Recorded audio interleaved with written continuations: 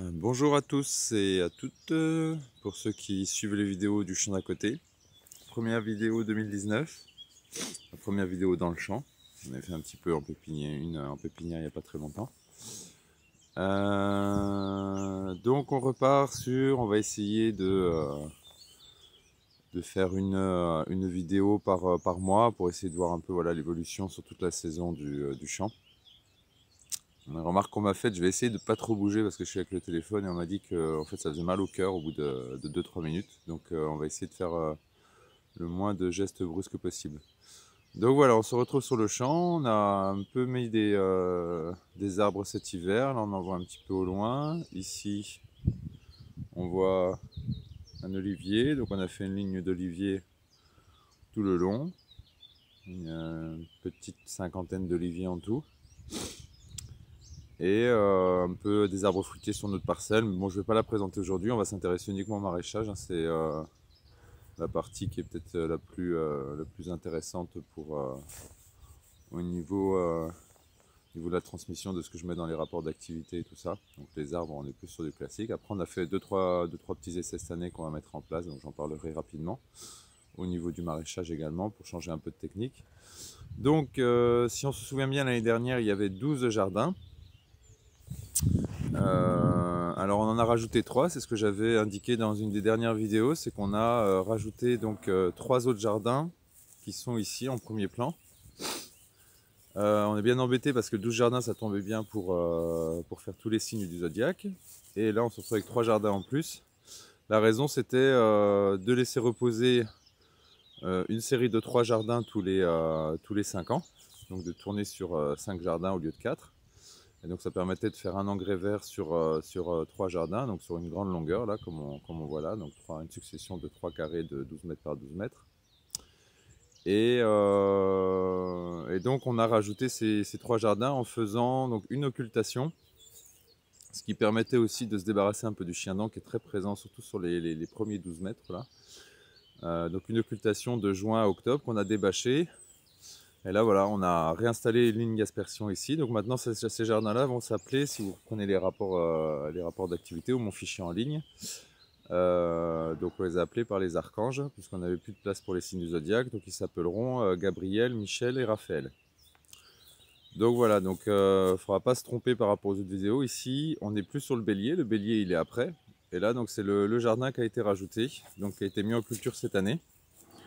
Je vais passer plus rapidement sur les écartements parce que tout ça, vous les avez sur mon site, sur le fichier qui est maintenant en ligne, sur le site internet. Donc vous pouvez accéder au fichier, vous avez le nombre de lignes par planche, tout le détail des planches. Là, c'est vraiment une présentation globale du jardin, voilà dans quel état il est. Là, on est le 13 ou 14 mars, je crois. On a un petit peu d'avance cette année parce qu'on a vraiment eu un hiver très doux là, depuis le mois de février et ça n'a pas l'air de vouloir redescendre.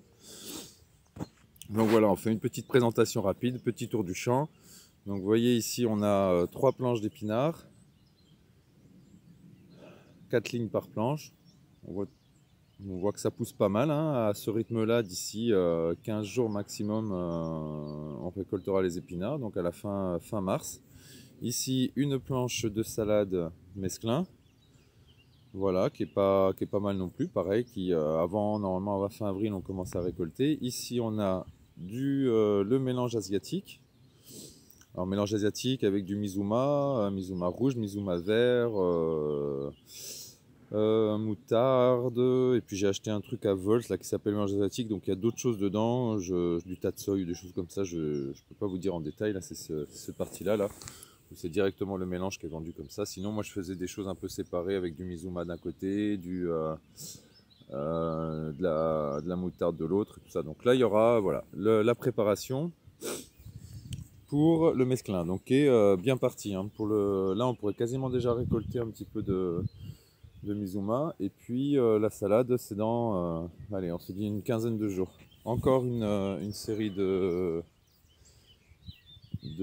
d'épinards, puis 3 planches de mâche, complétées ici par un petit peu de salade et un petit peu de Mizuma, parce qu'il nous restait un peu de place et on avait ça. Donc c'est la toute première série qui a été plantée de mâche qui, comme on le voit, est encore Et encore un peu pitchoun, hein, elle a repris, hein, elle a commencé à pousser, mais c'est vrai que même s'il fait pas très froid, bon ben il faut, contrairement aux épinards, il leur faut un petit peu plus de chaleur pour pouvoir partir, quoi. Donc là on sait pas trop, mais c'est vrai que ça a un petit peu bougé depuis qu'on les a plantés, mais on les a plantés déjà il y a environ un mois.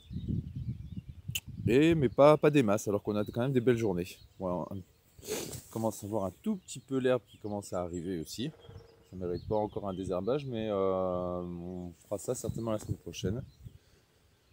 Ensuite, on arrive donc, là on était sur Gabriel, donc le premier carré. Là on arrive maintenant sur Michel.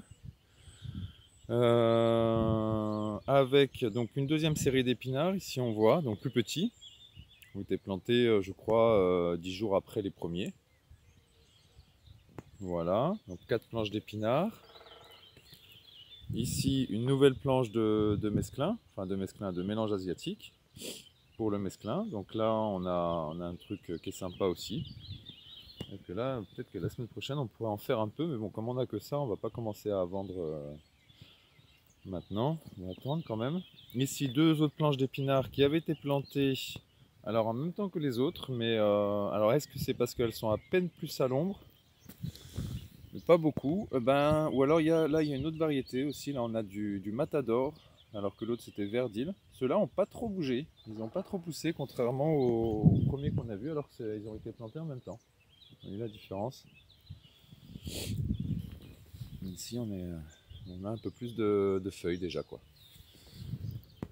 Alors ensuite, sur ce carré-là, deux planches de radis. Ici radis rond rouge, pareil, qui pousse bien. Alors, la taille là d'un radis, hop, là, petit radis. Donc encore attendre ouais, peut-être 15 jours, hein, comme ça pousse pas très vite à cette époque encore quand même. Et là c'est radis blanc sur cette planche là. Alors je précise que là on voit les voiles là qui sont le côté, tout est voilé, j'ai tout dévoilé là pour vous montrer, mais toutes les cultures là en ce moment sont voilées toute la journée. Donc j'ai pris l'option de voiles de 10,50 m, des grands voiles, ce qui permet de couvrir tout le carré en une seule fois. C'est plus pratique. On met des petits arceaux éventuellement, comme ici, hop, pour pas que ça touche la culture, c'est la culture un peu fragile, comme par exemple là on voit le mesclin, il vaut mieux, si les feuilles sont peut-être un peu fragiles, le poids du voile des fois ça pourrait les écraser un peu. À la plantation on n'en met pas forcément, mais après quelques temps on met ces petits arceaux. Donc c'est bien, ça veut dire qu'on couvre complètement un carré avec un voile et on découvre aussi assez facilement. Ici vous avez deux planches de radis qui ont été semées après les deux qu'on vient de voir, donc à un stade inférieur, avec deux variétés. Alors je pourrais plus vous dire laquelle, mais c'est sur le rapport. Il y en a une qui va un petit peu plus vite que l'autre. Celle-là est un peu plus avancée que l'autre. Il y a Rax et Géant de Sicile, mais je ne sais plus qui est l'un qui est l'autre. Ensuite, on a la deuxième série de mâches avec deux planches. Pareil, qui a été plantée un peu plus tard, environ 10 jours après la première série, donc qui est encore pitchounette, hein, il n'y a pas de... Là, c'est ce qu'on est en train de planter, ce qu'on va planter aujourd'hui. Là-bas, on va avoir on replante des crucifères japonaises, mélange asiatique. Et juste à côté, on va faire donc sur la planche sur la gauche, là, on va faire une dernière série de radis. Ici, c'est ce qu'on a planté hier, des salades. Salade Carmen et Beaujolaise. 3 planches de salade. Deuxième série de salade. Donc plantée, voilà, il y a une autre série que je vous montrerai tout à l'heure. Voilà, donc ça c'est pour les 3 premiers jardins. Donc les 3 jardins qui l'année dernière n'étaient pas en culture. C'est donc ces 3 jardins qu'on a formés l'année dernière. On revient maintenant cette fois-ci sur nos 12 jardins astrologiques, donc dans l'ordre des signes. Ici, on a le bélier, avec pour commencer 2 séries de betteraves sur 3 lignes. Donc 2 planches de betteraves. Ça, c'est de là, il doit y avoir là, c'est de la D3, et là, c'est que de la cylindra. Donc, ont été plantés, je crois, la semaine dernière, donc ils sont encore pitchounettes aussi, hein, voilà, qui commencent juste à reprendre, on voit un peu avec les feuilles. Là, il y a le temps. Là, il n'y a rien pour l'instant. Ici, donc la première série de salades avec 5 planches de salade. Avec de la cressonnette, ici et ici. De la Carmen, de la Beaujolaise. Ici de la Beaujolaise, ici de la Carmen. Donc qui reprend doucement, hein, ça a quand même repris, mais c'est encore... c'était planté pareil, il y a peut-être 2 ou 3 semaines, mais... encore tout petit. Des oignons, alors là c'est le deuxième carré taureau, que des oignons. Un gros carré, 9 planches d'oignons. Avec du jaune, du rouge, du blanc, du cébette, pour faire de la conservation. Donc voilà, ça c'est tout récent, tout récent. Il y a moins d'une semaine. Bon ben voilà, ils sont en train de reprendre tranquillement. Je ne suis même pas sûr qu'ils aient repris.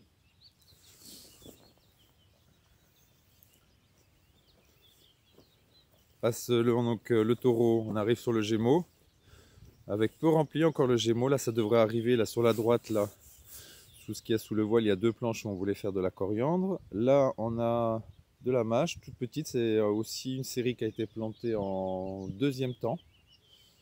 Ou 3e, je sais plus, parce que j'ai fait 4 séries de mâche, donc 2 fois 21 plateaux, et puis après 2 fois 7 plateaux. Et à côté, encore un peu d'épinards, donc ça c'est la 2e série d'épinards. Donc là on est sur une partie où il y a la haie, donc plutôt à l'ombre en hiver. Donc ça c'est un peu fait exprès parce qu'on les plante plus tard. L'idée c'est que quand ça arrive au printemps, ceux qui sont au soleil seront plus précoces mais monteront à graines plus rapidement, et ceux qui sont à l'ombre arriveront un peu en décalé mais normalement souffriront un petit peu plus tardivement de la chaleur. Donc voilà, on a fait des planches aussi proches de la haie en espérant voilà, que cette ombre soit un peu profitable pour pas que ça monte en graines trop rapidement comme ça a été le cas l'année dernière.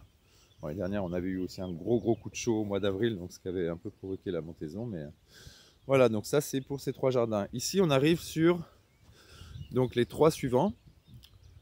Donc Cancer, Lion et Vierge, qui seront en friche cette année. Donc j'ai semé un engrais vert. J'ai un peu travaillé le sol grossièrement, j'ai laissé les cultures en place, j'ai juste travaillé avec le pouce-pouce. Et puis semé un engrais vert mélange maraîcher, qui n'a pas encore germé, là on le voit, hein, là c'est encore des restes de culture. Et on peut peut-être le voir, vous voyez ici, est-ce que je peux vous montrer ça?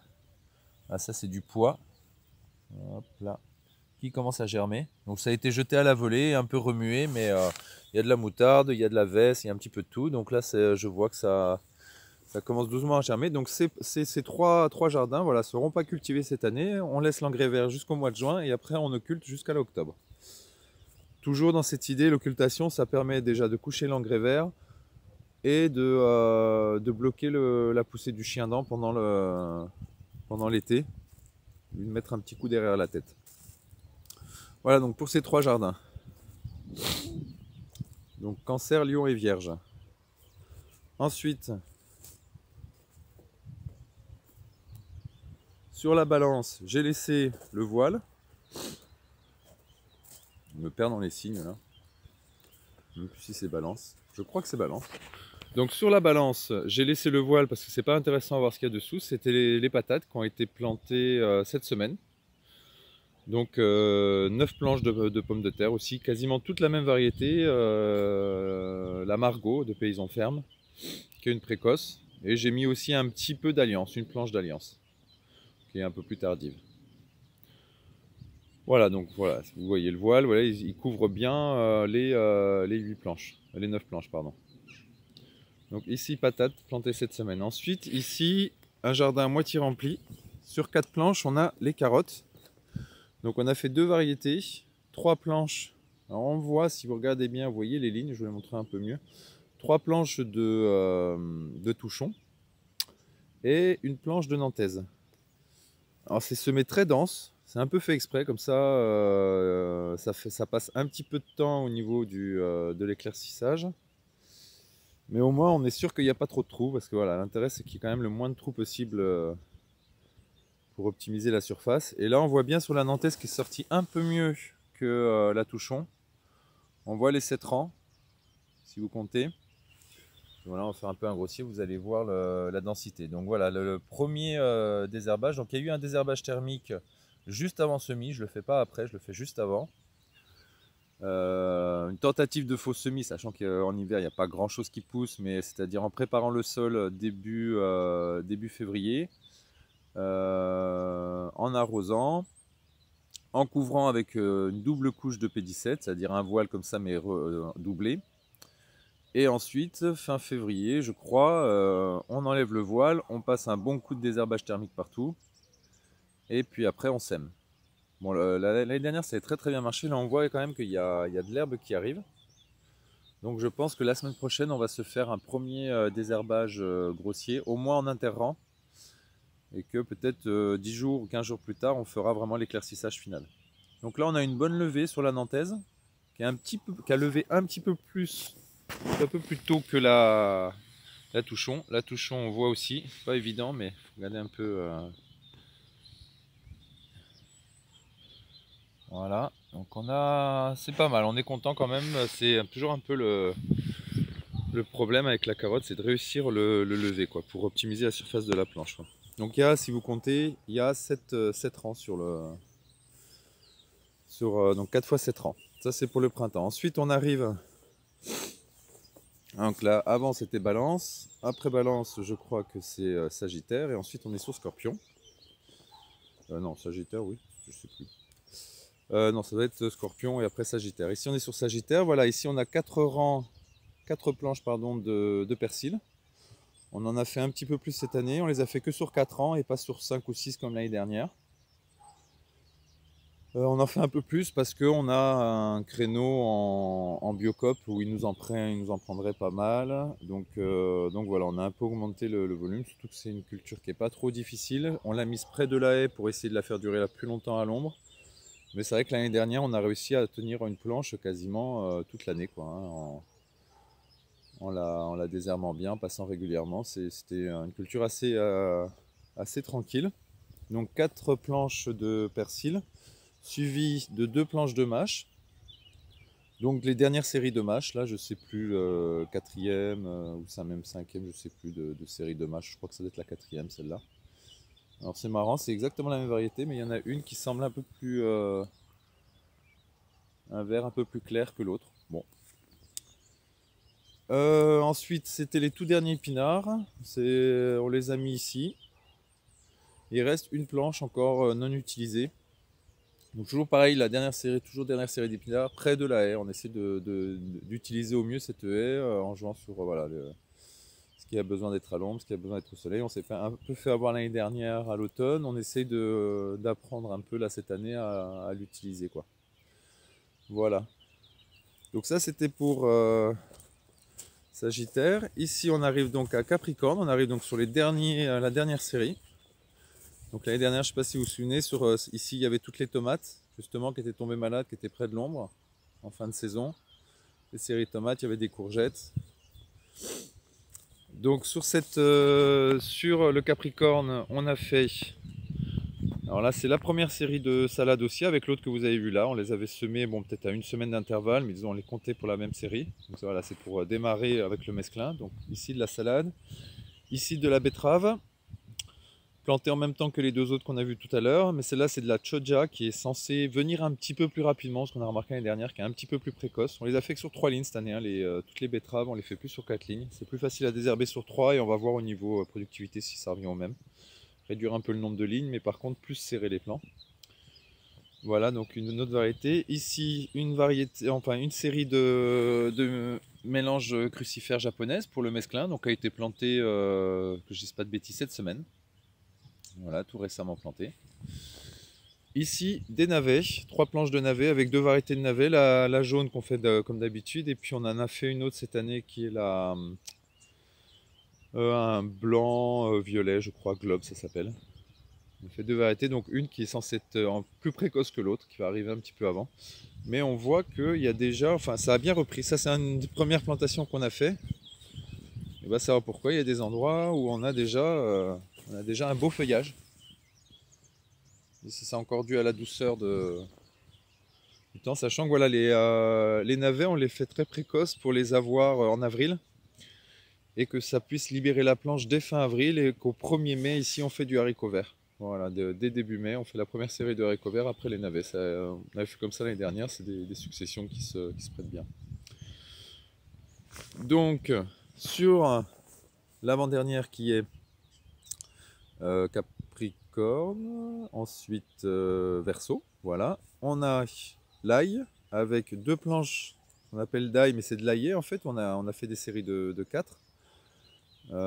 Très serré, ça c'est pour faire voilà, de l'ail frais en petites bottes. Donc il est déjà joli, je pensais même le proposer dès la semaine prochaine à la Biocop. Voilà, c'est des petites bottes de 4-5 aillés et voilà, c'est une culture vraiment, c'est la première culture qu'on récolte de l'année. Ensuite à côté on a 4 planches d'ail, donc plus classique, sur 3 rangs à 15.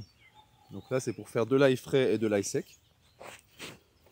Donc voilà, on espère que ça pousse bien cette année. L'année dernière, on avait eu à cause des pluies là, du mois d'avril-mai, on avait eu vraiment une rouille très précoce. Donc c'est dommage, c'était parti aussi joli que ça. Et en fait, avec la rouille, ça a un peu limité la croissance des têtes. Et ici, 3 planches de fèves, un peu plus, on en a fait un peu plus qu'année dernière, on a fait une planche de plus.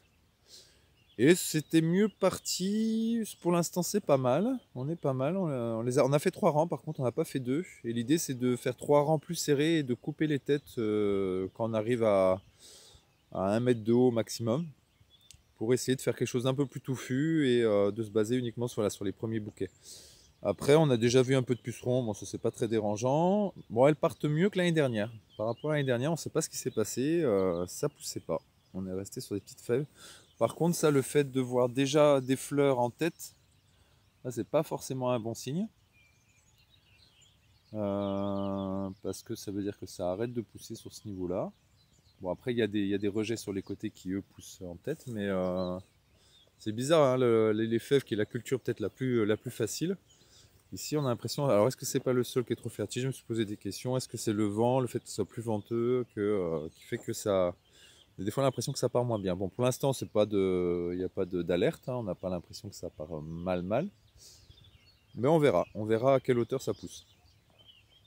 Ensuite, les petits pois, pour terminer, donc sur les poissons. Petits pois, on a déjà posé les tuteurs. On fait un système de piquet avec des ficelles. On avait fait semis très dense par rapport aux autres années. Beaucoup plus dense et du coup, c'est mieux sorti. Il y a des trous quand même.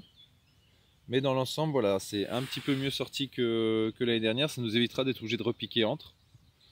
Et par contre, ce qu'on fait, c'est qu'on a déjà mis les ficelles à hauteur de tête. Et vous voyez, l'idée, c'est que dès qu'elles sortent, là on le voit bien, elles puissent déjà s'attacher.